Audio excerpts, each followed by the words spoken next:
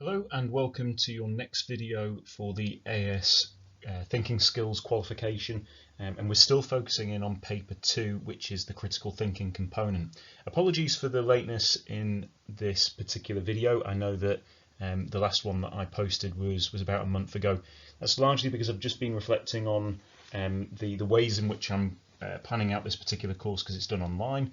As this is a thinking skills approach course, it's very difficult to teach remotely, so I'm trying to just approach it in a slightly different way today, and I've had a rethink about the order in which I sequence these particular videos. So hopefully they'll be coming a bit more regularly now. And if you do have any questions or any responses and you want to show what you're doing so far, please do send them through. So today what we're going to look at is how we can critically evaluate evidence based on its credibility. And this is really a two-parter video. So next week we're going to be looking at the same kind of concept about evaluating evidence, but not necessarily just on its credibility. Now this will be useful for anyone that's interested in pursuing a career in law, likewise for anyone who's studying subjects which are traditionally evaluative in their nature, so things like history, politics, philosophy, for example. So we're going to look at how we can assess the credibility of evidence presented to you, how we can assess information presented in data form next time, so this is just on evidence presented to you, usually in factual written format, and then how we can perhaps apply these skills to a variety of scenarios. And that's the main purpose behind this course, how you can apply it to the modern day world and to current affairs. So we've looked at so far about how arguments can be formed and how specifically they can be analysed. Now we need to look at how arguments can be judged or evaluated. Now, to do this, critical thinkers, which is what we're trying to strive to be, we need to engage with the material to see whether the information presented is first credible, second representative, or third distorted. Now today we're just going to be focusing in on credibility. So this will be specifically useful for people who are looking at history, law, and politics to a degree. The other two components about being representative or distorted will also perhaps help people who are looking at critical thinking from a more scientific perspective, looking at subjects like psychology, biology, chemistry, and how we can strive for objectivity. So we're just looking at credibility today. So if we're talking about credibility, we're talking about something that is reliable, plausible, and consistent. And if it meets those three particular criteria, then we can say that something is generally credible as a source. So what we're going to do is we're going to work through each one in turn. We're going to look at reliability, then we'll look at plausibility, and then we'll look at consistency. And for each one, I'll try and follow a similar approach by offering you a definition, giving you an example from either current affairs or from the past, and giving you some questions that I'd like you to think about. If you want to send through those particular responses and your thoughts, that would be really useful, and then we can start to engage with them, because really thinking skills and particularly the critical thinking component should be a discussion-based subject. So if you're writing them down, if you're having a think about them, send them through, and if we've got enough people as well, we can always do a team session to talk specifically about some of the points that we've raised. So let's first look at reliability. So if something is reliable, we tend to say that it is able to meet these 5 different criteria, and you can use the mnemonic of a raven to help you out. So if something is reliable, it must be from somewhere which has a credible reputation. It might be from a perspective where somebody can see or hear effectively the information that's presented. The person is without a vested interest. The person has expertise in the subject matter, and the person is generally neutral. So when a critical thinker is looking at evaluating evidence and they're thinking about the reliability of the particular source that's presented to them, they should be thinking about raven in the back of their minds. So what we're going to do is for each one just talk a little bit about what we mean. So first off, let's start with reputation.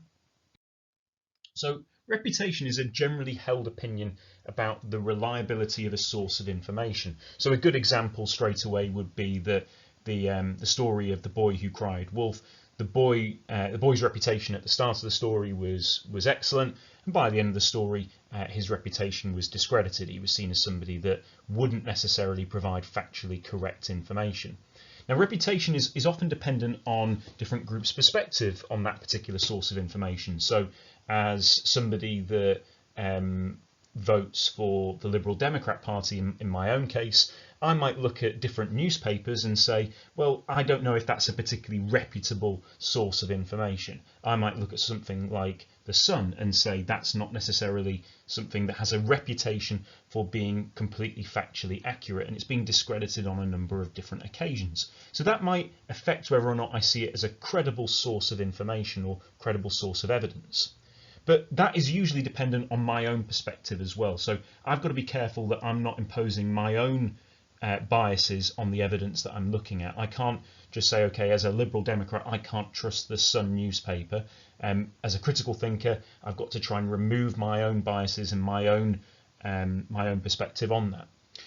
Certain organisations are seen as being quite reputable. So some organisations like the BBC have traditionally been seen as a trustworthy source, a credible source, because of the reputation that it has. But that in turn has been called into question in recent years, and actually it could be said now that very few particular sources of information are clearly seen as being reputable.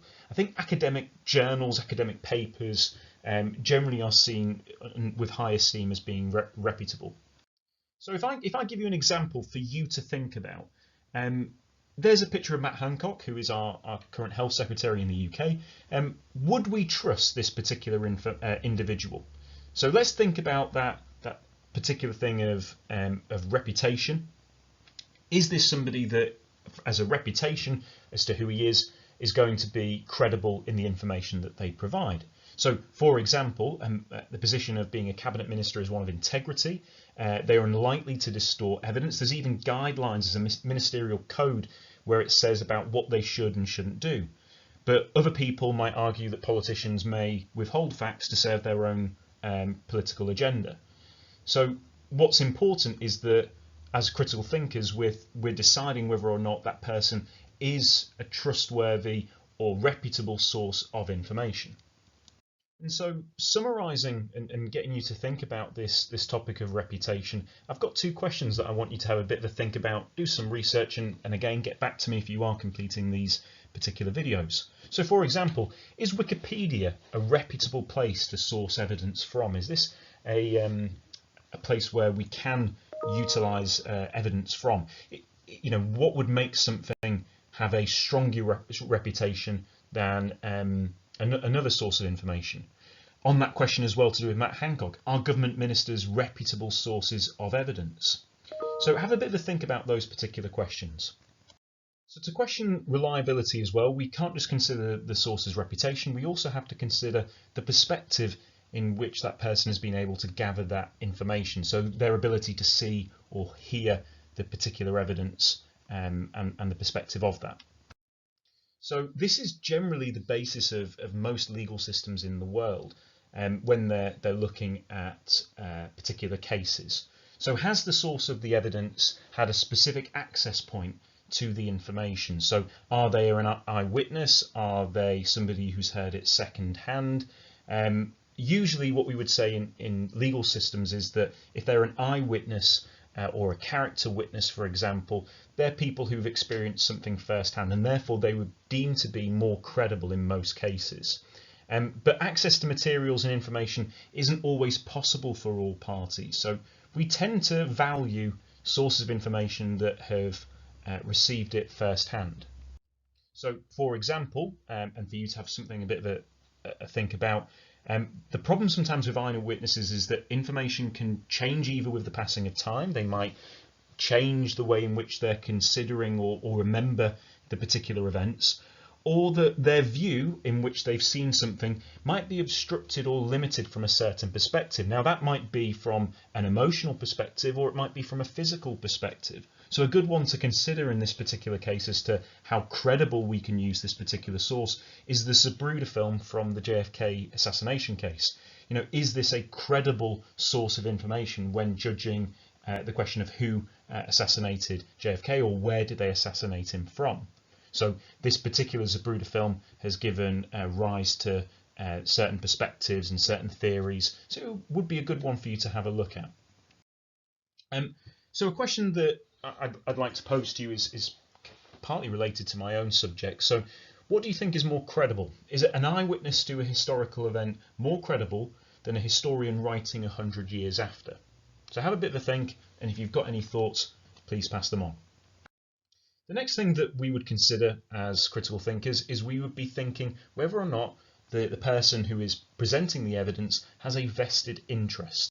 So by vested interest, what I'm meaning is, does the person who is presenting the evidence have anything to gain by presenting the information in a certain light? So if they presented that information in a certain way, would that give them financial reward? Would it give them political gain? Would it protect their prestige and their reputation? Now, if we're critical thinkers, we've got to evaluate this really carefully and correctly, because if you're questioning the motivations of somebody, it can be something that could be classified as being libelous. So you might have heard that word libel before, or being libelous. It's usually down to the case of somebody questioning one's character or one's motivation. So lawyers, for example, they look at cases of libel, and that's sometimes the case that people have called into question somebody's vested interest in a particular perspective.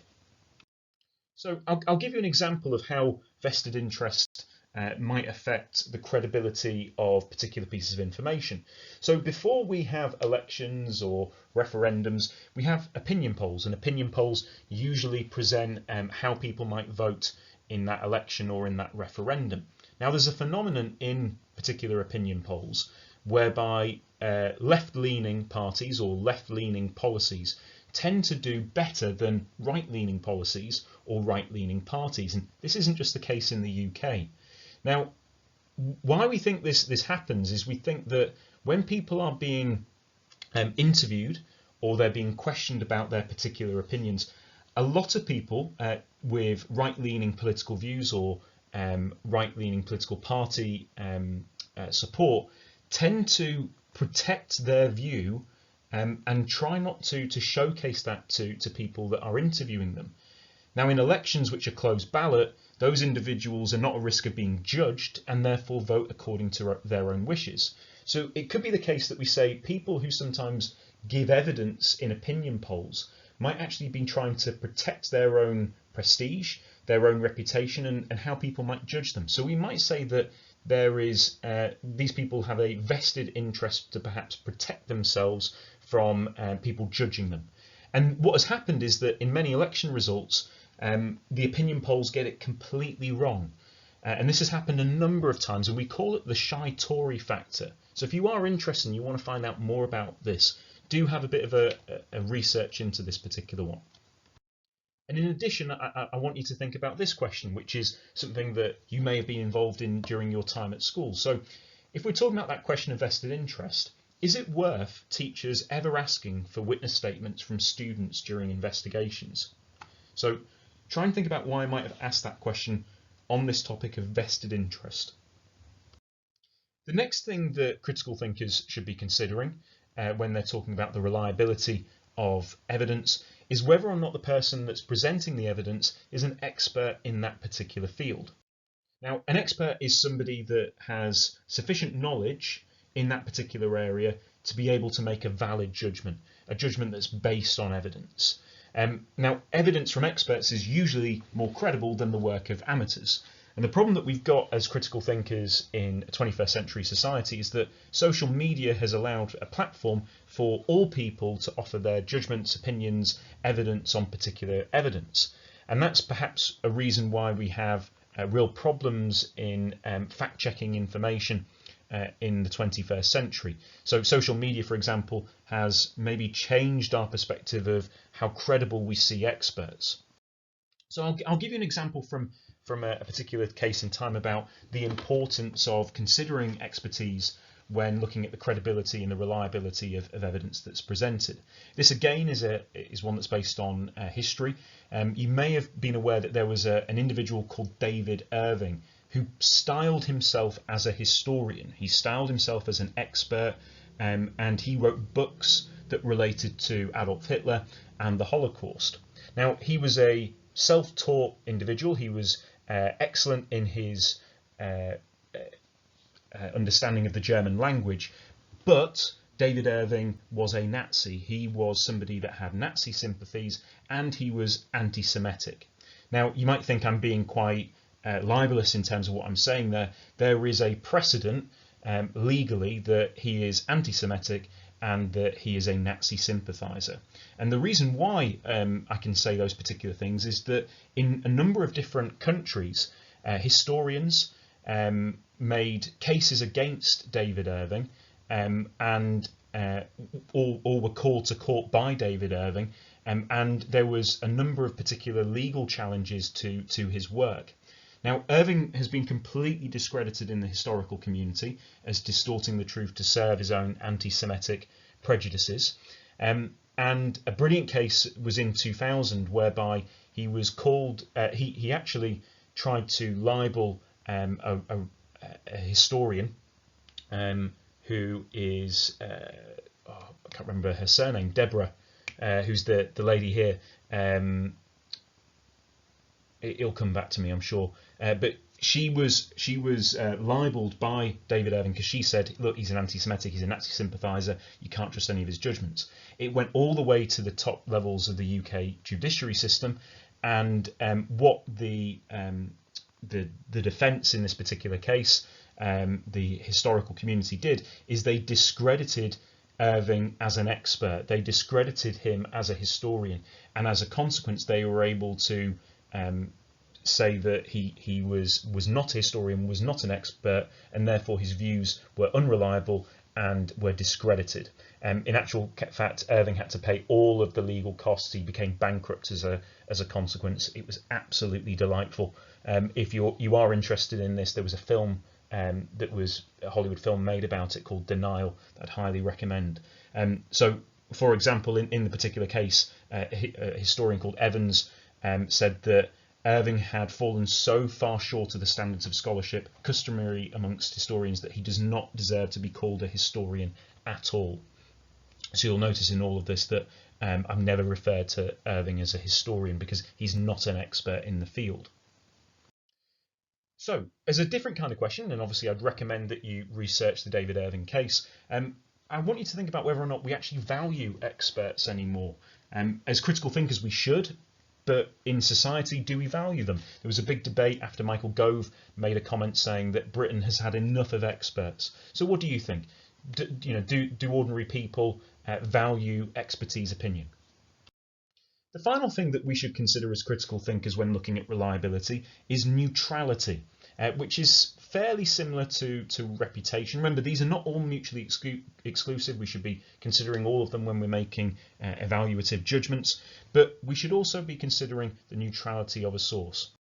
So neutrality essentially means that the person doesn't give any greater weight or prominence to a particular viewpoint, and that therefore means that they can be considered neutral. So we would expect certain professions such as the police, referees, judges to be classified as being neutral. Anyone that doesn't necessarily have that same neutrality, we would say are biased.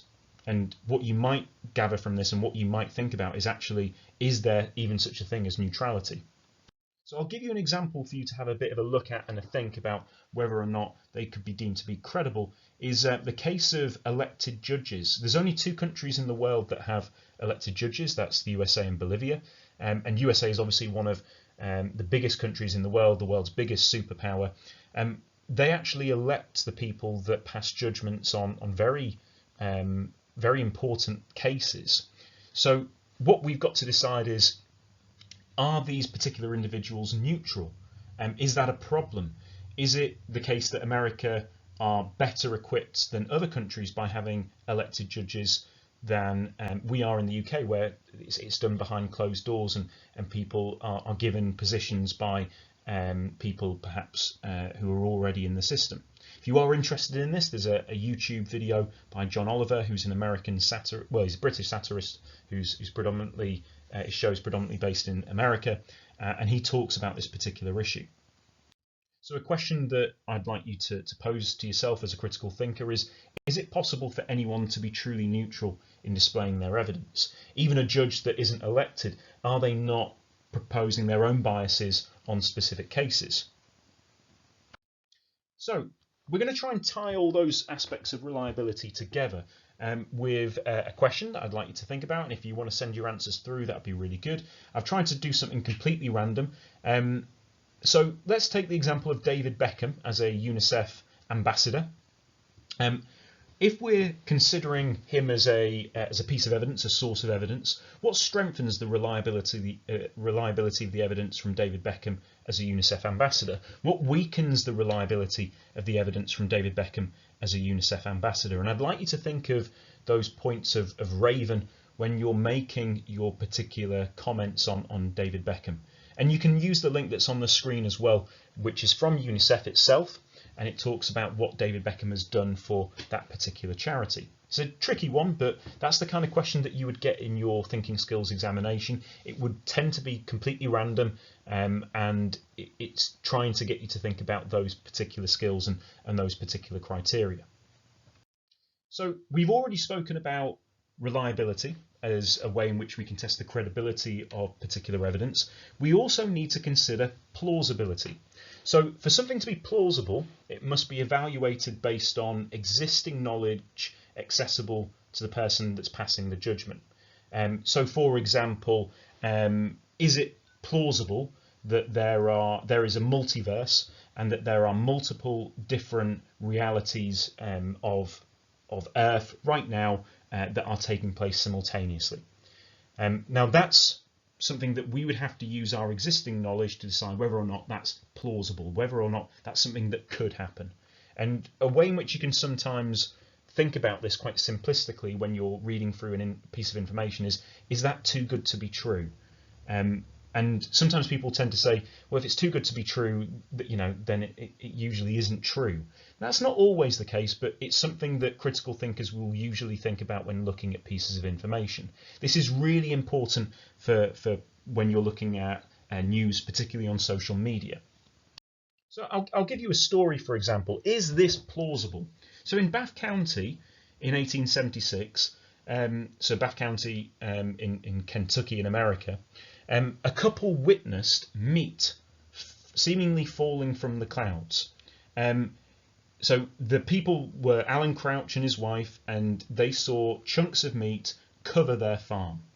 And so, as you know, if you're a critical thinker and you've got that story firsthand, you're thinking, well, is that plausible? Is it plausible for meat to fall from the clouds? It's 1876. We don't have aeroplanes at this particular time. So there's no reason perhaps for there to be a drop or a dump of material from an aeroplane or the explosion of an aircraft midair. Is it plausible that this potentially happened? And I would like you to have a look at this. You can type it in on Google. It's called the Kentucky Meat Shower. And it's a great example of people trying to give credibility to this particular story. And there's different theories that have been suggested. But we need to decide whether or not that could possibly be plausible. The general suggestion is that there was a pack of vultures at this particular time in Kentucky, that they picked up a carcass together and that the carcass split above the farm. Is that plausible, for example? That's the job of a critical thinker. So questions that I want you to think about when considering the credibility based on plausibility is, should we quickly discount evidence presented to us? And let's give maybe an example of something that I don't think would ever have happened, but it's one that might bring it a bit closer to home and maybe get you to understand this concept of plausibility.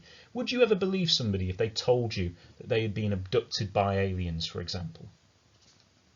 And finally, after looking at reliability and plausibility, the final thing for us to look at as critical thinkers when considering the credibility of a source when we're evaluating it is whether the information can be corroborated and is consistent. So evidence that's presented from more than one source that tends to agree are said to corroborate with one another, and therefore we can say that there's consistency. So if we're scientists, for example, and we're conducting experiments are usually conducted over a number of times to demonstrate consistency and to corroborate the data. So good critical thinkers will not just look at one source, they'll look at multiple sources from multiple different channels and try and decide whether there is corroborating information and a consistency of information. So an example for you to consider right at this moment is, what's the turnout at Trump's Tulsa rally in this past week? Because the accounts vary from group to group.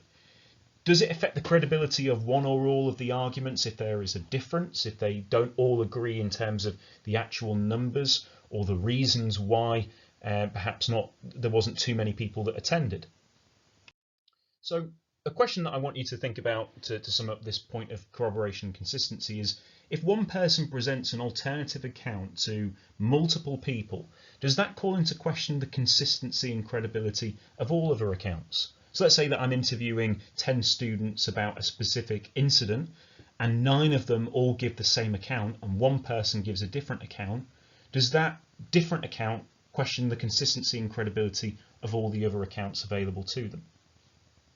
So thank you for listening in this particular video. You can record your notes in a diary, and I'd expect you to be thinking about those particular questions that I've raised and those specific examples. There are some excellent resources on the links that I've passed. One's from the Open University and the others from the University of Sussex. I would recommend that you have a look at them, and you can do some of the activities that are presented there. Please email me if you've got any questions, if you've got some specific thoughts, if you've found a specific part confusing or you haven't quite understood, or you've got some further questions on that. Thanks very much.